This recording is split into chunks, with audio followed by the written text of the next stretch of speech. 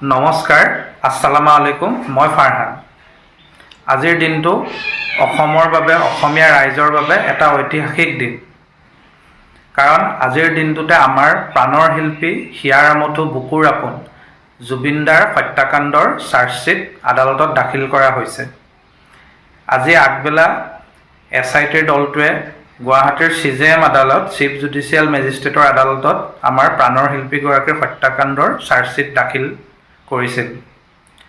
এই যি চাৰ্জশ্বীট আছিল, এয়া 4টা প্ৰকাণ্ড বাকচত আপোনালোকে যদি সংবাদ মাধ্যমলৈ চাইছে, সংবাদ মাধ্যমৰ বাতৰি চাইছে, নিশ্চয় গম পাইছে যে 4টা ডাঙৰ বাকচত এই চাৰ্জশ্বীটসমূহ আদালতলৈ নিয়া হৈছিল আৰু 7,000 পৃষ্ঠাৰ চাৰ্জশ্বীট প্ৰস্তুত কৰা হৈছিল আৰু 7,000 পৃষ্ঠাত 3,500 নথি সংলগ্ন কৰা হৈছে।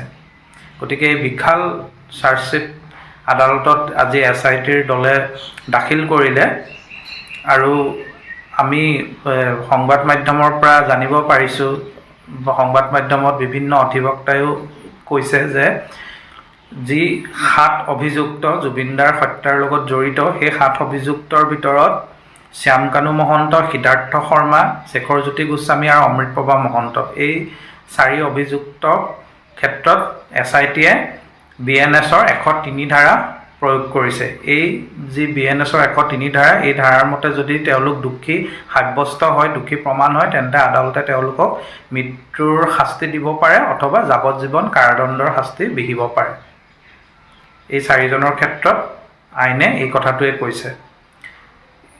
বাকী থাকিল সন্দীপন গাৰ্গ, জুবিন দাৰ সম্পৰ্কীয় ভাতৃ কাজিন সন্দীপন গাৰ্গ এগৰাকী পেছাত তেওঁ উচ্চপদস্থ আৰক্ষী বিষয়া। গতিকে সন্দীপন গাৰ্গৰ ক্ষেত্ৰত SITয়ে 105 ধাৰা প্ৰয়োগ কৰিছে। এই ধাৰাৰ মতে যদি সন্দীপন গাৰ্গ দোষী সাব্যস্ত হয়, প্ৰমাণ হয়, তেন্তে তেওঁৰো যাৱজ্জীৱন কাৰাদণ্ড হ'ব পাৰে। বাকী থাকিল 2জন অভিযুক্ত জুবিন দাৰ নিৰাপত্তাৰক্ষী 2জন, নন্দেশ্বৰ বৰা আৰু পৰেশ বৈশ্য, যি 2জন জুবিন দাৰ নিৰাপত্তাৰক্ষী আছিল অসমত।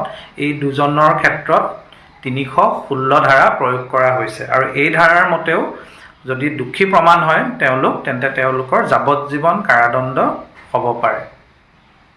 বৰ্তমানলৈকে এইখিনি কথাই আপোনাৰ সংবাদ মাধ্যমৰ পৰা গম পাইছোঁ যে আপোনাৰ এনেকৈ 103 ধাৰা BNSৰ 105 আৰু 316 ধাৰা এই 7গৰাকী অভিযুক্তৰ বিৰুদ্ধে প্ৰয়োগ কৰা হৈছে। এই কথা সংবাদ মাধ্যমে জানিবলৈ দিছে আৰু কেইবাগৰাকী উকিলৰ ভাষ্য শুনিছিলোঁ, তেওঁলোকে এই কথাখিনিকে জানিবলৈ দিছে।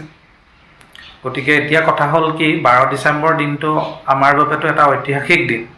পুলিচে যি কৰিব লগা আছিল কৰিলে, এতিয়া আদালতে ৰায় দিব, কিন্তু আদালতক কিছু সময় লাগিব। যিহেতু 7,000 পৃষ্ঠাৰ চাৰ্জশ্বীট লগতে 3,500 নথি সংলগ্ন কৰা হৈছে, গতিকে স্বাভাৱিকতে কিছু সময় আদালতক দিব লাগিব, আদালতে ল'বই। কাৰণ গোটেই চাৰ্জশ্বীটখিনি পুংখানুপুংখভাৱে অধ্যয়ন কৰিব, তাৰ পাছতহে ৰায় দিব আমাৰ ন্যায়াধীশে বা আমাৰ ন্যায় ব্যৱস্থাই। গতিকে কিছু সময় আদালতে ল'ব। গতিকে আজিৰ দিনটো এটা আৰম্ভণিহে, আমি এটা খোজ আগবাঢ়িলোঁ, কিন্তু এয়াই শেষ নহয়। জুবিন দাই এতিয়ালৈকে ন্যায় পোৱা নাই। বহুত মানুহে হয়তো ভাবিছে যে আজিয়ে ন্যায় পাই যাব বা ন্যায় প্ৰক্ৰিয়া আজিয়ে শেষ হ'ল বা জুবিন দাই ন্যায় পাই গ'ল। নাই পোৱা। এয়া প্ৰথম খোজ, এইটো আৰম্ভণিহে। আদালতত চাৰ্জশ্বীট দাখিল কৰা হৈছে, কিন্তু ৰায়টো দিবলৈ এতিয়াও বাকী আছে। কেতিয়া আদালতে ৰায় দিব সেয়া পৰৱৰ্তী সময়ত আমি গম পাম। যিদিনা ৰায় দিব, যিদিনা শাস্তি আদালতে ঘোষণা কৰিব, সিদিনাইহে আমাৰ প্ৰাণৰ শিল্পীগৰাকীয়ে ন্যায় পাব। গতিকে এইখিনি কথাই ক'লোঁ, যিখিনি মই গম পাইছিলোঁ সেইখিনি কথাই আপোনালোকক জনালোঁ। কিন্তু আমি মন কৰিব লাগিব, আমি চকু কাণ মেলি সজাগ হৈ থাকিব লাগিব, যাতে আদালতে ৰায় কেতিয়া দিয়ে বা ৰায়টোৰ ক্ষেত্ৰত কি ৰায় দিয়ে, মৃত্যুদণ্ড দিয়ে নে যাৱজ্জীৱন কাৰাদণ্ড দিয়ে, সেইটো আদালতে দিব। আমি সময়লৈ অপেক্ষা কৰিব লাগিব। ভিডিঅ'টোত ইমানেই। আজিলৈ বিদায় লৈছোঁ। ধন্যবাদ।